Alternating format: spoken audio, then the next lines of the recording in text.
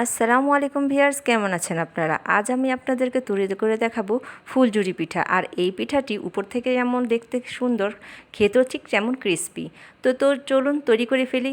প্রথমে লাগছে 1 কাপ পরিমাণের চালের গুঁড়ো, 2 কাপ পরিমাণে আটা। এখানে চালের গুঁড়া 1 কাপ হলে আটা দিবেন 2 কাপ। তার সাথে লাগছে চিনি, লাগছে তরল দুধ, একটা ডিম, তেল এবং লবণ। সাথে নিচ্ছি চালের গুঁড়ো, তার সাথে দিয়ে দিলাম 2 কাপ পরিমাণে আটা, দিলাম লবণ এবং স্বাদমতো দিলাম চিনি। চিনিটাও আপনারা কম বেশ করতে পারেন। এখানে তারপরে দিয়ে দিচ্ছি 1 কাপ পরিমাণে তরল দুধ, 1 কাপ পরিমাণে তরল, তার সাথে ভেঙে দিচ্ছি একটি ডিম। ডিমটা দিয়ে সুন্দর করে আমরা নেড়ে চেড়ে নিব। এরপর কিছুটা পানি দিয়ে আমরা ময়ামটাকে সুন্দর করে নিব। দেখুন গোলাটা ঠিক এরকম হবে, ঠিক যেন তেলের পিঠার গোলা।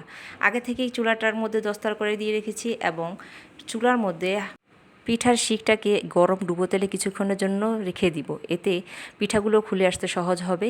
এখন গোলাতে আমরা এই গরম গরম শিকটাকে দিয়ে কিছুটা উপর থেকে পরিপূর্ণভাবে আমরা ডুবাবো না, কিছুটা রেখে ডুবিয়ে তারপরে আমরা তেলে দিয়ে দিচ্ছি। এই দেখুন, দিয়ে হালকা একটু ঝাঁকিয়ে নিতে হবে, তাহলেই দেখবেন পিঠাগুলো অটোমেটিকলি ছুটে আসবে।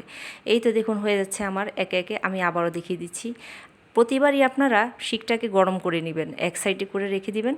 এতে গরম না হলে কিন্তু আপনার পিঠাটা হবে না, শিকে পিঠার ময়ামটা আসবে না।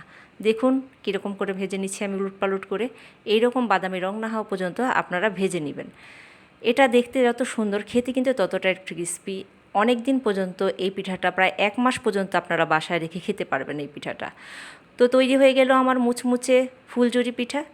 একবার হলে বাসায় ট্রাই করবেন। ধন্যবাদ সবাইকে।